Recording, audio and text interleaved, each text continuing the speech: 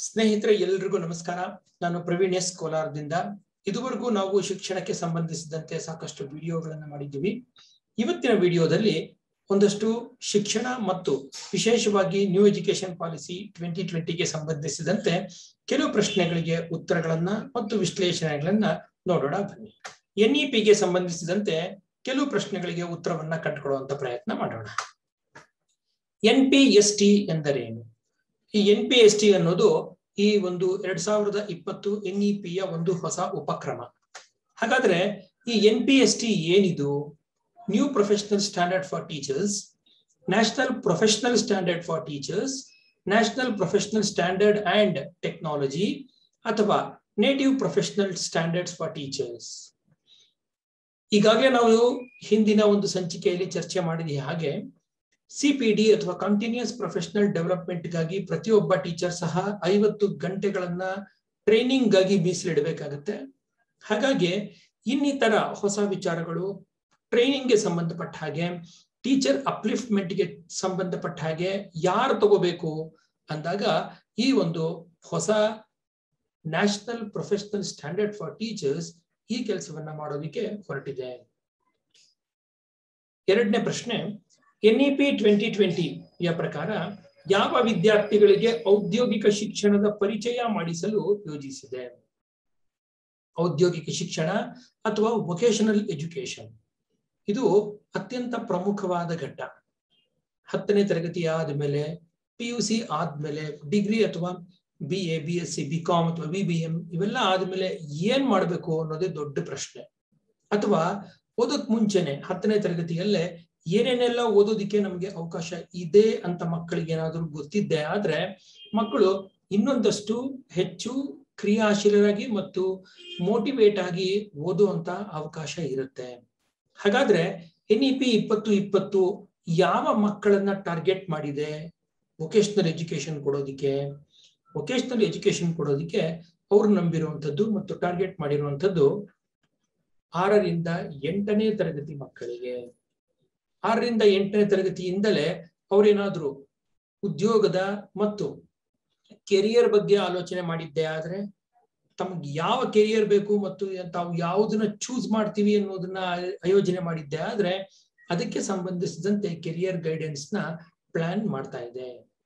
ಮುಂದಿನ ಪ್ರಶ್ನೆ, NEP 2020 ಪ್ರಕಾರ 2025 ಒಳಗೆ 6ರಿಂದ 8ನೇ ತರಗತಿ ವಿದ್ಯಾರ್ಥಿಗಳಿಗೆ ಶೇಕಡಾ ಎಷ್ಟು ಭಾಗ ಔದ್ಯೋಗಿಕ ಶಿಕ್ಷಣದ ಪರಿಚಯ ಮಾಡಿಸಲು ಯೋಜಿಸಿದೆ?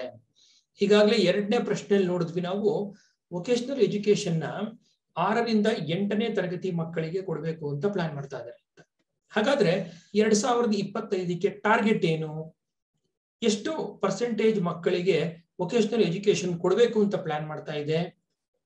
ಚಾಯ್ಸಸ್ 20%, 80%, 30% ಮತ್ತು 50%. ಸರಿಯಾದ ಉತ್ತರ 50%. 4ನೇ ಪ್ರಶ್ನೆ, NEP 2020 ಪ್ರಕಾರ ಶಾಲೆಗಳಲ್ಲಿ ವಾರ್ಷಿಕವಾಗಿ ಎಷ್ಟು ದಿವಸ ಬ್ಯಾಗ್ ರಹಿತ ದಿನ ಮಾಡಲು ಯೋಜಿಸಿದೆ? ಈಗಾಗಲೇ ಬ್ಯಾಗ್ ರಹಿತ ದಿನ ಮಾಡಬೇಕು ಅಂತ ಒಂದು 2 ವರ್ಷಗಳ ಹಿಂದೆನೆ ಆರ್ಡರ್ ಆಗಿ ಕೆಲವು ಘಟ್ಟಗಳಲ್ಲಿ ಮಾತ್ರ ಈ ಒಂದು ಕಾರ್ಯಕ್ರಮ ಜಾರಿಗೆ ಬಂತು. ಆದ್ರೆ ಪೂರ್ಣ ಪ್ರಮಾಣದಲ್ಲಿ ಇದು ಬರ್ಲಿಲ್ಲ ಅಂತಾನೆ ಹೇಳಬಹುದು. ಹಾಗಾಗಿ 2020 ಏನ್ ಹೇಳುತ್ತೆ ಬ್ಯಾಗ್ಲೆಸ್ ಡೇ ಬಗ್ಗೆ? ಸಾಮಾನ್ಯವಾಗಿ ಶನಿವಾರ, ತಿಂಗಳ 1 ಶನಿವಾರ ಬ್ಯಾಗ್ಲೆಸ್ ಡೇ ಮಾಡಬೇಕು ಅಂತ. ಯಾವುದೇ ಮಕ್ಕಳು ಅವತ್ತು ಬ್ಯಾಗ್ ತರೋ ಹಾಗಿಲ್ಲ. ಅದರ ಬದಲಾಗಿ ಮಕ್ಕಳಿಗೆ ಪಾಠವನ್ನೇ ಒಂದು ಕರಿಕ್ಯುಲರ್ ಆಕ್ಟಿವಿಟಿ ಮೂಲಕನೋ, ಲ್ಯಾಬೊರೇಟರಿ ಆಕ್ಟಿವಿಟಿ ಮೂಲಕನೋ, ಅಥವಾ ಪುಸ್ತಕ ಓದಿಸುವುದರ ಮೂಲಕನೋ, ಅಥವಾ ಅಲ್ಲಿನ ರೀಜನಾಲಿಟಿಗೆ ತಕ್ಕ ಹಾಗೆ ಪ್ಲಾನ್ ಮಾಡೋದಿಕ್ಕೆ ಅವಕಾಶ ಇದೆ. ಹಾಗಾದ್ರೆ ಇಂಥ ಬ್ಯಾಗ್ಲೆಸ್ ಡೇಗಳು NEP 2020 ಪ್ರಕಾರ ಮುಂದಿನ ವರ್ಷದಿಂದ ಜಾರಿಗೆ ಬರುವ ವರ್ಷದಿಂದ ವರ್ಷಕ್ಕೆ ಎಷ್ಟಿರುತ್ತೆ? ಸರಿಯಾದ ಉತ್ತರ 10. ಒಟ್ಟು 10 ಬ್ಯಾಗ್ಲೆಸ್ ಡೇಗಳನ್ನ ಮಾಡೋಕೆ ಯೋಜಿಸಿದೆ. NEP 2020 ಪ್ರಕಾರ ಲೋಕವಿದ್ಯಾ ಯಾವುದರ ಕುರಿತಾದ ವಿಷಯವಾಗಿದೆ? ಇದೇನಿದು ಲೋಕವಿದ್ಯಾ? ಯಾವುದಕ್ಕೆ ಸಂಬಂಧಿಸಿದ್ದು? ಭಾರತದ ಇತಿಹಾಸಕ್ಕೆ ಸಂಬಂಧಿಸಿದ್ದ, ಔದ್ಯೋಗಿಕ ಶಿಕ್ಷಣಕ್ಕೆ ಸಂಬಂಧಿಸಿದ್ದ, ಸಂಶೋಧನೆ ಅಥವಾ ಚಿತ್ರಕಲೆಗೆ ಸಂಬಂಧಿಸಿದ್ದ? ಸರಿಯಾದ ಉತ್ತರ ಔದ್ಯೋಗಿಕ ಶಿಕ್ಷಣ ಅಥವಾ ವೊಕೇಶನಲ್ ಎಜುಕೇಶನ್. NEP 2020 ಪ್ರಕಾರ ಶಾಲಾ ಸಂಕೀರ್ಣದ ಬಗ್ಗೆ ಮಹತ್ವ ನೀಡಲಿದೆ. ಈ ಶಾಲಾ ಸಂಕೀರ್ಣದ ಆಲೋಚನೆ ಮೊದಲ ಬಾರಿಗೆ ಬಂದದ್ದು ಈ ಶಿಕ್ಷಣ ನೀತಿಯಲ್ಲಿ.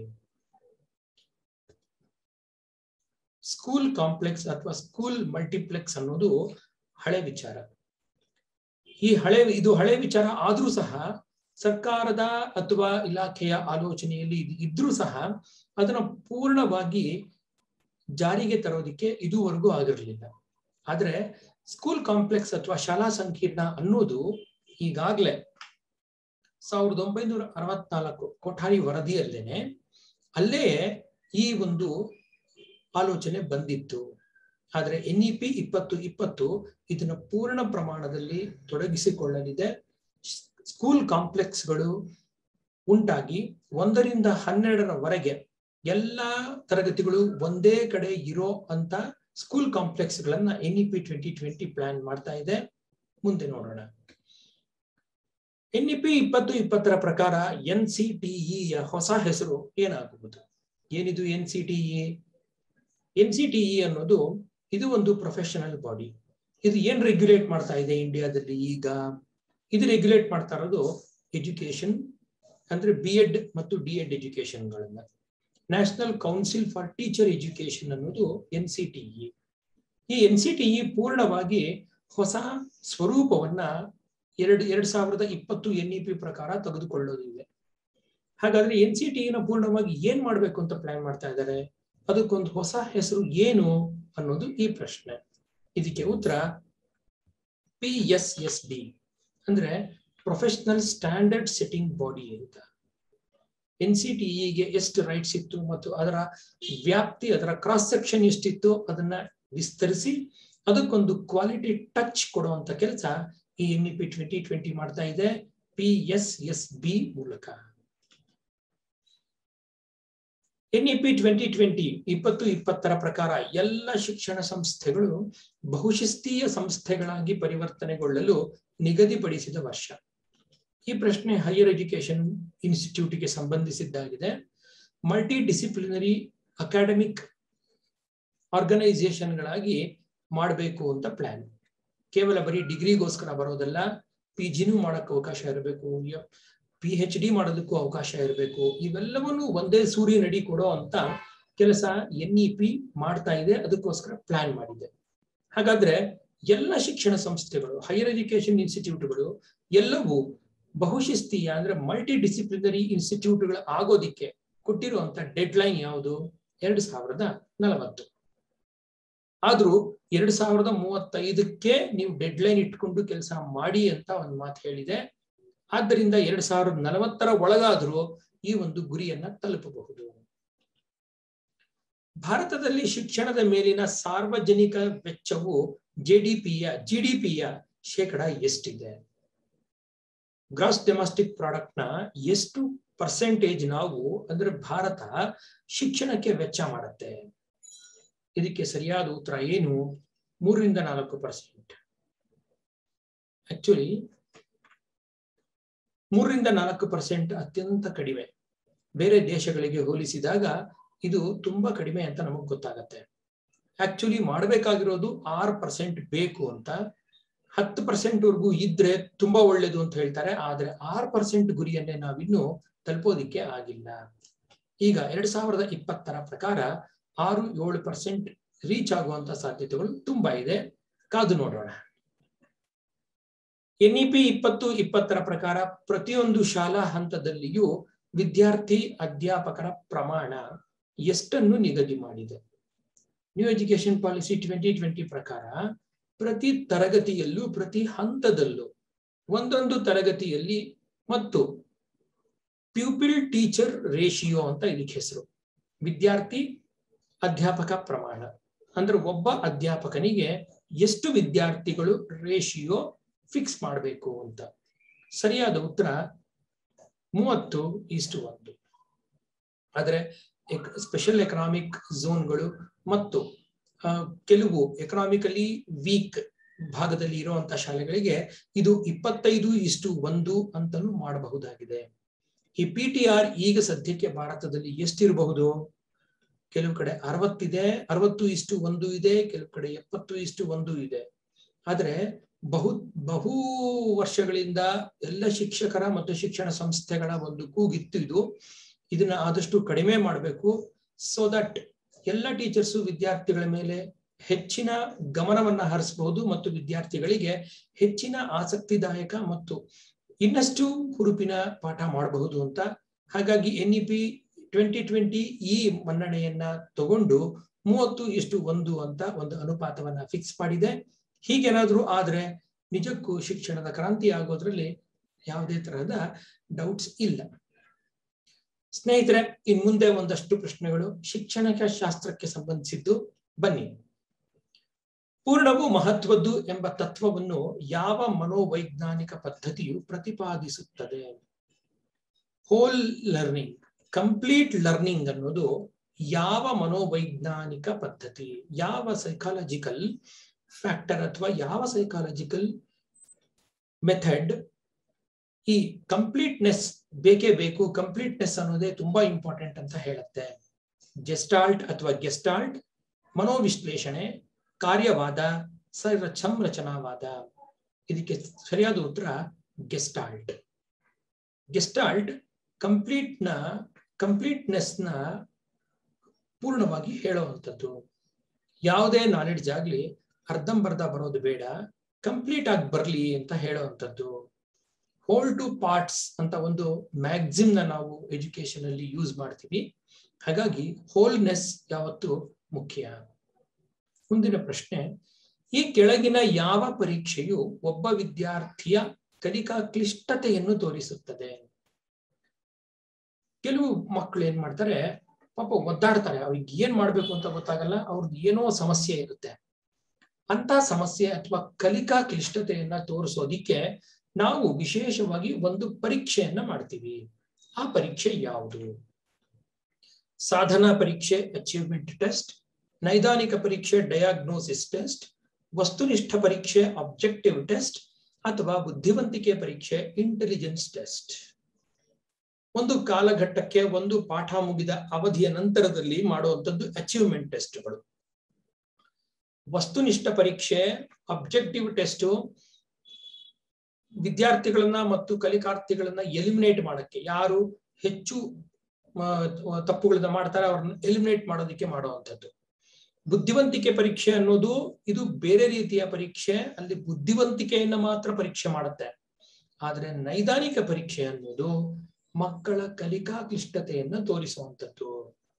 ಡಯಾಗ್ನೋಸಿಸ್ ಟೆಸ್ಟ್ ಮಾಡ್ತಾರೆ, ಪೇಪರ್ ಇವ್ಯಾಲ್ಯೂಯೇಷನ್ ಮಾಡಿ ಮಕ್ಕಳಿಗೆ ಆಗ್ತಾ ಇರುವಂತಹ ತೊಂದರೆಗಳು, ಮಕ್ಕಳು ತಮ್ಮಲ್ಲಿ ಉಂಟಾಗಿರುವಂತಹ ಲರ್ನಿಂಗ್ ಗ್ಯಾಪ್ಸ್ ಏನಿದೆ ಅದನ್ನೆಲ್ಲ ಫಿಲ್ಅಪ್ ಮಾಡಕ್ಕೆ ಮಾಡುವಂಥದ್ದು ಡಯಾಗ್ನೋಸಿಸ್ ಟೆಸ್ಟ್.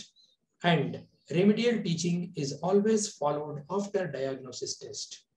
ಪರಿಹಾರ ಬೋಧನೆ ನೈದಾನಿಕ ಪರೀಕ್ಷೆಯ ಮುಂದಿನ ಹಂತ. ಬನ್ನಿ ಮುಂದಿನ ಪ್ರಶ್ನೆ ತಗೊಳ್ಳೋಣ. ಪ್ರಯತ್ನ ಮತ್ತು ದೋಷ ಕಲಿಕೆಗೆ ಮತ್ತೊಂದು ಹೆಸರು ಟ್ರಯಲ್ ಅಂಡ್ ಎರರ್ ಲರ್ನಿಂಗ್.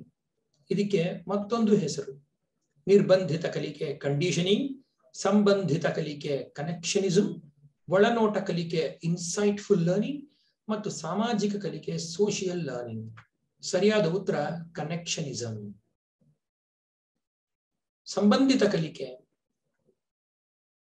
ಇಲ್ಲಿ ಪ್ರಯತ್ನ ಮತ್ತು ದೋಷಗಳ ಮೂಲಕ ಆಗುವಂತ ಕಲಿಕೆ.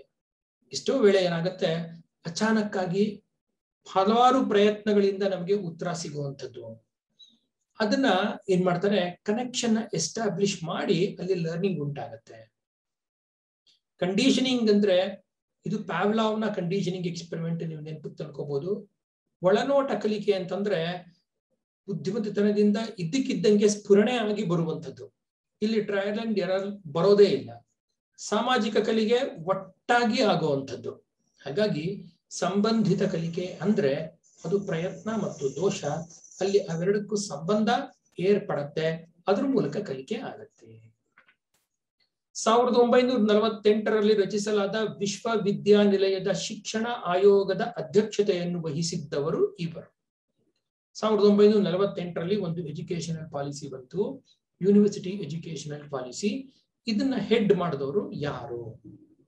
ಆದಿಶೇಷಯ್ಯ, Shri Prakash, sir M Visvesvaraya, doctor S Radhakrishnan. ಇದಕ್ಕೆ ಸರಿಯಾದ ಉತ್ತರ ಡಾಕ್ಟರ್ ಎಸ್ ರಾಧಾಕೃಷ್ಣನ್ ರವರು. ಮುಂದಿನ ಪ್ರಶ್ನೆ, ಇವುಗಳಲ್ಲಿ ಯಾವುದು ಮಾದರಿ ಪ್ರತಿಧಾರಣಾ ವಕ್ರವಾಗಿದೆ? ಏನಿದು ಮಾದರಿ ಪ್ರತಿಧಾರಣಾ ವಕ್ರ ಅಂದ್ರೆ? ಇದು ಒಂದು ಟಿಪಿಕಲ್ ರಿಟೆನ್ಷನ್ ಕರ್ವ್ ಅಂತ. ರಿಟೆನ್ಷನ್ ಅಂದ್ರೆ ಏನು? ನೆನಪಿಗೆ ತರುವಂಥದ್ದು. ಅಂದ್ರೆ ಪ್ರತಿಧಾರಣೆ, ನಾವು ಏನಾದ್ರೂ ಒಂದು ಓದಿದ್ರೆ ಅದನ್ನ ನಾವು ನೆನಪಿಗೆ ತಂದ್ಕೊಂಡು ಅಂದ್ರೆ ರಿಕಾಲ್ ಮಾಡೋ ಅಂಥದ್ದು, ಅದು ಯಾವ ರೀತಿಯಾಗಿ ಆಗತ್ತೆ ಅಂತ. ನೀವು ಏನ ಗಮನಿಸಿದ್ರೆ ಪ್ರತಿಧಾರಣೆ ಏನಾಗ್ತದೆ, ಕಾಲ ಸರದ ಹಾಗೆ ನಿಧಾನ ಕಡಿಮೆ ಆಯ್ತು, ಆಮೇಲೆ ಮತ್ತೆ ಜಾಸ್ತಿ ಆಯ್ತು. ಬಿ ನಲ್ಲಿ ಕಾಲ ಸರದ ಹಾಗೆ ಪ್ರತಿಧಾರಣೆ ಕಡಿಮೆ ಆಗ್ತಾ ಬಂತು. ಸಿ ನಲ್ಲಿ ಏನಾಗಿದೆ, ಕಾಲ ಹೆಚ್ಚಾಗ್ತಾ ಇದ್ದ ಹಾಗೆ ಇದ್ದಕ್ಕಿದ್ದಂಗೆ ಪ್ರತಿಧಾರಣೆ ಜಾಸ್ತಿ ಆಯ್ತು, ನಂತರ ಪ್ರತಿಧಾರಣೆ ನಿಧಾನವಾಗಿ ಕಡಿಮೆ ಆಗ್ತಾ ಬಂತು. ಡಿ ನಲ್ಲಿ ಏನಾಗ್ತಾ ಇದೆ, ಪ್ರತಿಧಾರಣೆ ಪ್ರತಿ ಕಾಲ ಸರದ ಹಾಗೆ ಜಾಸ್ತಿ ಆಗ್ತಾ ಹೋಗ್ತಾ ಇದೆ. ಆದ್ರೆ ಒಂದು ನಾವು ನೆನ್ಪಿಟ್ಕೋಬೇಕು ಫ್ರೆಂಡ್ಸ್, ಪ್ರತಿಧಾರಣೆ ಅಥವಾ ರಿಟೆನ್ಷನ್ ನಾವು ಯಾವುದೇ ತರಹದ ಎರಡನೇ ಅಭ್ಯಾಸ, ಮೂರನೇ ಅಭ್ಯಾಸ ಅಥವಾ ಸೆಕೆಂಡ್ ಟಚ್ ಅಥವಾ ಸೆಕೆಂಡ್ ಲುಕ್ ಕೊಡದೇ ಇದ್ರೆ ಅದು ಕ್ಷೀಣಿಸ್ತಾ ಹೋಗುತ್ತೆ. ಪ್ರತಿಧಾರಣೆ ನಿಧಾನ ಕಡಿಮೆ ಆಗ್ತಾ ಹೋಗುತ್ತೆ. ಹಾಗಾಗಿ ಸರಿಯಾದ ಉತ್ತರ ಬಿ. ಈ ಒಂದು ರಿಟೆನ್ಷನ್ ಕರ್ವ್ ನಮಗೆ ಯಾಕೆ ಇಂಪಾರ್ಟೆಂಟು?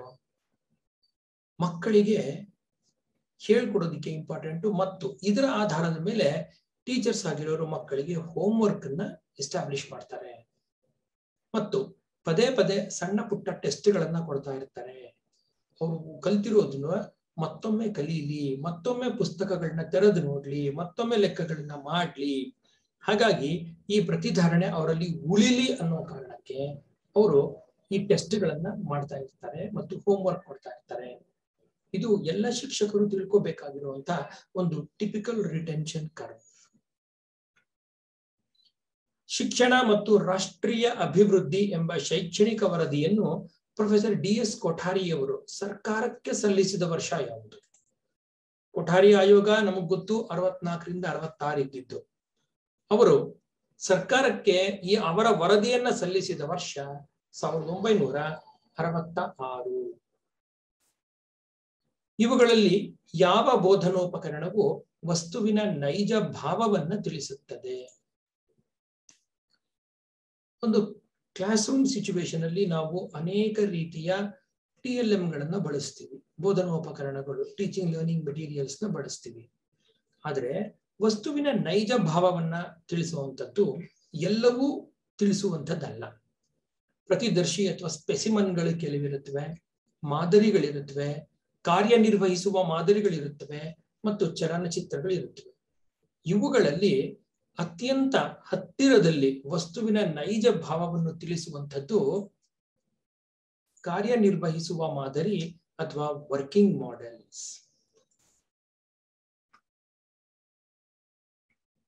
ಈ ವರ್ಕಿಂಗ್ ಮಾಡೆಲ್ಗಳ ಮೂಲಕ ವಿದ್ಯಾರ್ಥಿಗಳಿಗೆ ಒಬ್ಬ ಟೀಚರ್ ಲೈವ್ ಡೆಮಾನ್ಸ್ಟ್ರೇಷನ್ ಕೊಡಬಹುದು. ಏನಾಗ್ತಾ ಇದೆ, ಉದಾಹರಣೆಗೆ ಒಂದು ಪೆಟ್ರೋಲ್ ಇಂಜಿನ್ ಕೆಲಸ ಮಾಡುವಂತ ರೀತಿ, ಅದು first stroke, second stroke, third ಮತ್ತೆ ಫೋರ್ತ್ ಸ್ಟ್ರೋಕ್ಗಳಲ್ಲಿ ಏನಾಗುತ್ತೆ, ಪೆಟ್ರೋಲ್ ಎಲ್ಲಿ ದಹನ ಆಗತ್ತೆ, ಸ್ಪಾರ್ಕ್ ಪ್ಲಗ್ ಏನ್ ಕೆಲಸ ಮಾಡುತ್ತೆ, ಇವೆಲ್ಲವನ್ನೂ ಸಹ ಒಂದು ವರ್ಕಿಂಗ್ ಮಾಡೆಲ್ ಮೂಲಕ ನಾವು ತೋರಿಸಬಹುದು. ಚಲನಚಿತ್ರಗಳಲ್ಲೂ ಸಹ ಇತ್ತೀಚೆಗಂತೂ ಸಾಕಷ್ಟು ವಿಡಿಯೋಗಳು, ಅನಿಮೇಷನ್ನು ಮತ್ತು ಬೇಕಾದಷ್ಟು ರೀತಿಯ ಸಾಧನಗಳು ನಮ್ಮ ಕಣ್ಮುಂದೆ ಇದ್ರೂ ಸಹ ವರ್ಕಿಂಗ್ ಮಾಡೆಲ್ಸ್ ಕೊಡುವಂತ ಚೈತನ್ಯವೇ ಬೇರೆ, ಅದು ಕೊಡುವಂತಹ ಮಾಹಿತಿ ಅಥವಾ ಅದು ಕೊಡುವಂತಹ ವಿಚಾರಗಳೇ ಬೇರೆ. ಪರಸಂಜ್ಞಾನದ ಅರ್ಥ ಏನು? ಇದು ನಮ್ಮ ಇಂಡಿಯನ್ ಫಿಲಾಸಫಿಲಿ ಬರುವಂತಹ ಒಂದು ಪದ, ಮೆಟಾಕಾಗ್ನಿಷನ್. What is metacognition? ಭವಿಷ್ಯ ನುಡಿಯಲು ಬೇಕಾದ ವಿಶೇಷ ಶಕ್ತಿ, ಸ್ವಂತ ಚಿಂತನಾ ಪ್ರಕ್ರಿಯೆಯ ವಿಶ್ಲೇಷಣೆ, ಸೃಜನಶೀಲತೆಯ ಒಂದು ಅಂಶ, ಇದು ಗುಣಾತ್ಮಕ ಸಂಶೋಧನೆಯ ಒಂದು ತಂತ್ರ. ಕಾಗ್ನಿಟಿವ್ ಅಂದ್ರೆ ತಿಳ್ಕೊಳ್ಳೋದು ಅಂತ ಅರ್ಥ. ಇಲ್ಲಿ ಸರಿಯಾದ ಉತ್ತರ ಸ್ವಂತ ಚಿಂತನಾ ಪ್ರಕ್ರಿಯೆಯ ವಿಶ್ಲೇಷಣೆ. ನಾನು ಏನ್ ಯೋಚನೆ ಮಾಡ್ತಾ ಇದ್ದೀನಿ, ನಾನು ಯಾವುದ್ರ ಬಗ್ಗೆ ಯೋಚನೆ ಮಾಡ್ತಾ ಇದ್ದೀನಿ, ನಾನು ಹೇಗೆಲ್ಲ ಯೋಚನೆ ಮಾಡಬಲ್ಲೆ ಅನ್ನೋದ್ರ ಬಗ್ಗೆ ತಿಳ್ಕೊಳ್ಳುವಂಥದ್ದೇ ಈ ಮೆಟಾಕಾಗ್ನಿಷನ್. ಇಲ್ಲಿ ನೀಡಲಾದ ಯಾವ ಕಾರಣದಿಂದ ಒಬ್ಬ ವಿದ್ಯಾರ್ಥಿಯ ಬುದ್ಧಿಶಕ್ತಿಯ ಗುಣಾಂಶ ಹೆಚ್ಚುತ್ತದೆ ಅಂದ್ರೆ IQ ಅಥವಾ ಇಂಟೆಲಿಜೆನ್ಸ್ ಕೋಶೆಂಟ್. ಇಂಟೆಲಿಜೆನ್ಸ್ ಕೋಶೆಂಟ್ಗೆ ಸಂಬಂಧಿಸಿದ ವಿಚಾರ ಇದಾಗಿದೆ.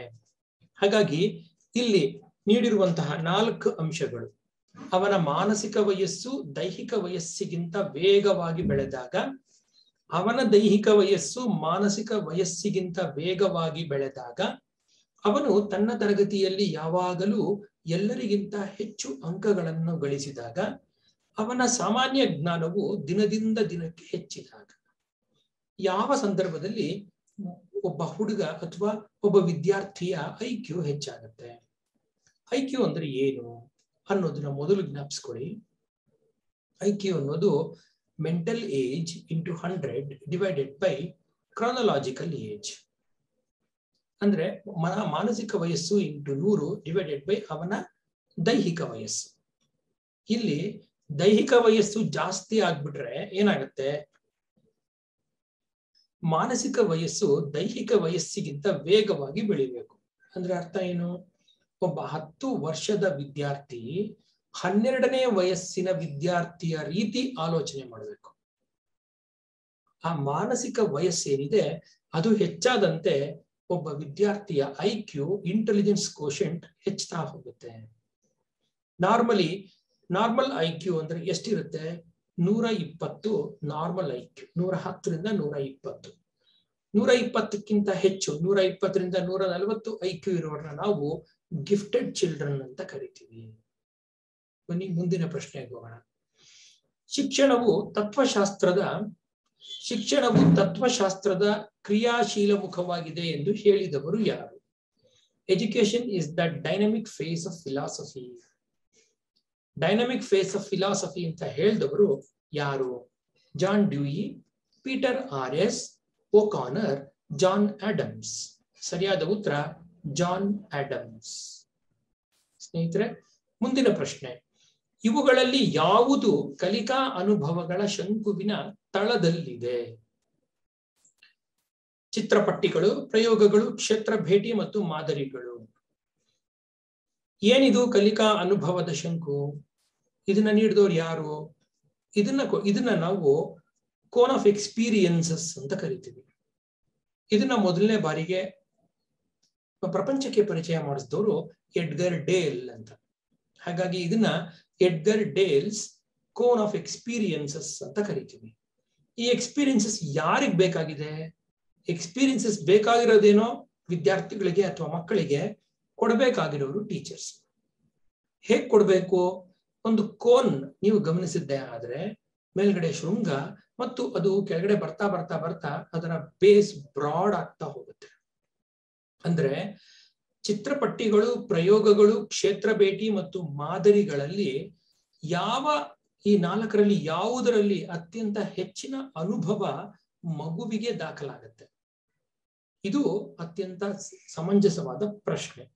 ಇಲ್ಲಿ ಸರಿಯಾದ ಉತ್ತರ ಕ್ಷೇತ್ರ ಭೇಟಿ. ಇಲ್ಲಿ ಕೋನ್ ಆಫ್ ಎಕ್ಸ್ಪೀರಿಯನ್ಸಸ್ ಇಲ್ಲಿದೆ. ನಾವು ಸುಮ್ಮನೆ ಹೋಗಿ ಕ್ಲಾಸ್ ರೂಮ್ ಅಲ್ಲಿ ಕುತ್ಕೊಂಡು ಪಾಠ ಮಾಡಿ ಬಂದ್ಬಿಟ್ವಿ ಅಂತಂದ್ರೆ ಅದು ಟೆಕ್ಸ್ಟ್ ಅಥವಾ ವರ್ಬಲ್ ಸಿಂಬಲ್ಸ್ ಆಗುತ್ತೆ. ಅಲ್ಲಿ ಅಬ್ಸ್ಟ್ರಾಕ್ಟ್ನೆಸ್ ಜಾಸ್ತಿ ಇರುತ್ತೆ. ಅಬ್ಸ್ಟ್ರಾಕ್ಟ್ನೆಸ್ ನ ಇಲ್ಲಿ ಕೆಂಪು ಬಣ್ಣದಲ್ಲಿ ತೋರಿಸ್ತಾ ಇದೆ. ಆದ್ರೆ ನಾವು ಅಲ್ಲಿ ಕೊಡೋದೇನ್ ಮಕ್ಕಳಿಗೆ?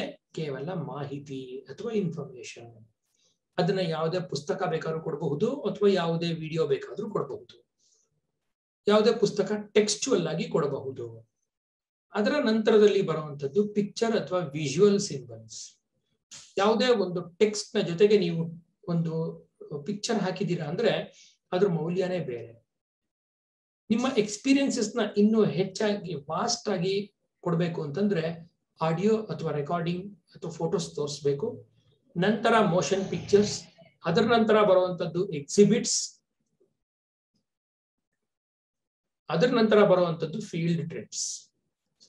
ಇಲ್ಲಿ ಕೊಟ್ಟಿರುವಂತಹ ಚಿತ್ರಪಟ್ಟಿ, ಪ್ರಯೋಗ, ಕ್ಷೇತ್ರ ಭೇಟಿ, ಮಾದರಿ, ಇವುಗಳಲ್ಲಿ ಕ್ಷೇತ್ರ ಭೇಟಿ ಅಥವಾ ಫೀಲ್ಡ್ ಟ್ರಿಪ್ಸ್ ಅತ್ಯಂತ ಕೆಳಗಡೆ ಇರುವಂಥದ್ದು. ಕ್ಷೇತ್ರ ಭೇಟಿ ಅಥವಾ ಫೀಲ್ಡ್ ಟ್ರಿಪ್ ಅಂದ್ರೆ ಏನು? ಯಾವುದೋ ಒಂದು ಕಾರಣಕ್ಕೆ, ಉದಾಹರಣೆಗೆ ಒಂದು ವ್ಯಾಪ್ತಿಯಲ್ಲಿರುವಂತಹ ಒಂದು ತೋಟದಲ್ಲಿರುವಂತಹ ಮರ ಗಿಡಗಳನ್ನ ಎಣಿಸಿ ಅಂತ ನೀವು ಒಂದು ಕ್ಷೇತ್ರ ಭೇಟಿ ಮಾಡಿಸ್ತೀರ. ಮಕ್ಕಳು ಮರ ಮತ್ತು ಗಿಡಗಳನ್ನ ಎಣಿಸೋದು ಒಂದೇ ಅಲ್ದಿರ ಆ ಕ್ಷೇತ್ರ ಭೇಟಿಯಲ್ಲಿ ಅಲ್ಲಿನ ವಾತಾವರಣದ ಅನುಭವವನ್ನ ಪಡಿತಾರೆ, ನೋಡಿದಾಗ ಅವರಿಗೆ ವಿಶೇಷವಾದ ಮರಗಳು, ಗಿಡಗಳು, ಅವುಗಳ ಬಗ್ಗೆ ತಿಳ್ಕೋಬೇಕು ಅಂತ ಅನ್ಸಿ ಅವುಗಳ ಬಗ್ಗೆ ಹೆಚ್ಚಿನ ನಾಲೆಡ್ಜ್ ತಿಳ್ಕೊಳ್ಳುವಂತ ಕೆಲಸ ಮಾಡ್ತಾರೆ. ಜೊತೆಗೆ ಅಲ್ಲಿರುವಂತಹ ಮಣ್ಣು, ಅಲ್ಲಿರುವಂತಹ ವಾತಾವರಣ, ಅಲ್ಲಿ ಬೆಳೆಯುವಂತಹ ಹಣ್ಣುಗಳು, ಇದ್ರ ಬಗ್ಗೆ ಸಾಕಷ್ಟು ವಿವರಗಳು ಅವರಿಗೆ ಸಿಗ್ತಾ ಹೋಗುತ್ತೆ. ನಾವು ಕಳಿಸಿದ್ದು ಕೇವಲ ಮರಗಳನ್ನ ಕೌಂಟ್ ಮಾಡಕ್ಕೆ, ಆದ್ರೆ ಅವರು ತಿಳಿದಿದ್ದು ಮರಗಳನ್ನ ಕೌಂಟ್ ಮಾಡೋದ್ರ ಜೊತೆಗೆ ಮರಗಳ ಇನ್ಫಾರ್ಮೇಶನ್ ಮತ್ತು ಬಯಾಲಜಿಗೆ ಸಂಬಂಧಿಸಿದ ಅನೇಕ ಮಾಹಿತಿ. ಹಾಗಾಗಿ ಅವರ ಎಕ್ಸ್ಪೀರಿಯನ್ಸ್ ಏನಾಯ್ತು, ವಿಸ್ತರಣೆ ಆಗ್ತಾ ಹೋಯಿತು. ಇದು ಈ ಎಡ್ಗರ್ ಡೇಲ್ ನ ಕೋನ್ ಆಫ್ ಎಕ್ಸ್ಪೀರಿಯನ್ಸಸ್ ನ ಮಹತ್ವ. ಪ್ರತಿಯೊಬ್ಬ ಟೀಚರ್ ಸಹ ಇದನ್ನ ತಿಳ್ಕೊಂಡು ಇದ್ರ ಪ್ರಕಾರ ತನ್ನ ಕ್ಲಾಸ್ ರೂಮ್ ಆಕ್ಟಿವಿಟೀಸ್ ನ ಮತ್ತು ತನ್ನ ಲೆಸನ್ ನ ಪ್ಲಾನ್ ಮಾಡೋದಾದ್ರೆ ಎಲ್ಲ ಮಕ್ಕಳು ನಿಜಕ್ಕೂ ಧನ್ಯರಾಗ್ತಾರೆ. ಮುಂದಿನ ಪ್ರಶ್ನೆ, ಸ್ವಪ್ನ ವಿಶ್ಲೇಷಣೆಗೆ ಬಳಸುವ ವ್ಯಕ್ತಿತ್ವ ಮಾಪನ ತಂತ್ರ ಇದಾಗಿದೆ. ಪರ್ಸನಾಲಿಟಿ ಅಸೆಸ್ಮೆಂಟ್ ಟೆಸ್ಟ್ ಒಂದು ಮಾಡಬೇಕು. ಅದನ್ನ ಯಾವುದ್ರ ಮೇಲೆ ಮಾಡ್ತಾ ಇದ್ದೀವಿ? ಸ್ವಪ್ನ ವಿಶ್ಲೇಷಣೆ ಅಥವಾ ಡ್ರೀಮ್ ಅನಾಲಿಸಿಸ್. ಡ್ರೀಮ್ ಅನಾಲಿಸಿಸ್ಗೆ ಯಾವ ಮಾಪನ ತಂತ್ರ ನಾವು ಮಾಡಬೇಕಾಗಿದೆ? ಉತ್ತರಗಳು ಇಲ್ಲಿದೆ. ವ್ಯಕ್ತಿ ಅಧ್ಯಯನ, ಮನೋವಿಶ್ಲೇಷಣೆ, ಸಂದರ್ಶನ ಮತ್ತು ಸನ್ನಿವೇಶಾತ್ಮಕ ಪರೀಕ್ಷಣ. ಇದಕ್ಕೆ ಸರಿಯಾದ ಉತ್ತರ ಮನೋವಿಶ್ಲೇಷಣೆ ಅಥವಾ ಸೈಕೋ ಅನಾಲಿಸಿಸ್. ಇದ್ರ ಮೂಲಕ ನಾವು ಡ್ರೀಮ್ ಅನಾಲಿಸಿಸ್ ನ ಮಾಡಬಹುದು. ಡ್ರೀಮ್ ಅನಾಲಿಸಿಸ್ ಇದಕ್ಕೆ ಸಿಗ್ಮಂಡ್ ಫ್ರಾಯ್ಡ್ ಇದಕ್ಕೊಂದು ಮುನ್ನುಡಿ ಬರೆದು ಇಟ್ಟಾಗಿದೆ. ಸೈಕಾಲಜಿ ಆಫ್ ಡ್ರೀಮ್ಸ್ ಮತ್ತು ಡ್ರೀಮ್ಸ್ ಕನಸುಗಳಿಗೆ ಸಂಬಂಧಿಸಿದಂತೆ ಅನೇಕ ವಿಚಾರಗಳು, ಅದರ ಮೇಲೆ ಸಾಕಷ್ಟು ರಿಸರ್ಚ್ ನ ಅವರು ಮಾಡಿದ್ದಾರೆ. ಹಾಗಾಗಿ ಡ್ರೀಮ್ ಅನಾಲಿಸಿಸ್ ಇದು ಒಂದು ಸೈಕಾಲಜಿಯ ಒಂದು ಮಹತ್ವದ ಭಾಗ. ಇದನ್ನ ಅನಲೈಸ್ ಮಾಡಕ್ಕೆ ನಾವೇನ್ ಮಾಡ್ತೀವಿ? ಸೈಕೋ ಅನಾಲಿಸಿಸ್ ಅಥವಾ ಮನೋವಿಶ್ಲೇಷಣೆಯನ್ನ ತಗೋತೀವಿ. ಸ್ನೇಹಿತರೆ, ಇದುವರೆಗೂ ನಾವು ನಿಮ್ಮ ಜೊತೆಗೆ ಚರ್ಚೆ ಮಾಡಿದಂತಹ ಕೆಲವು ಪ್ರಶ್ನೋತ್ತರಗಳು, ಅದರಲ್ಲಿ NEPಗೆ ಸಂಬಂಧಿಸಿದ್ದು ಕೆಲವು ಪ್ರಶ್ನೆಗಳು. ಇನ್ನೊಂದಷ್ಟು ಪ್ರಶ್ನೆ ಉತ್ತರಗಳನ್ನ ಮುಂದಿನ ವಿಡಿಯೋದಲ್ಲಿ ನೋಡೋಣ. Thank you very much.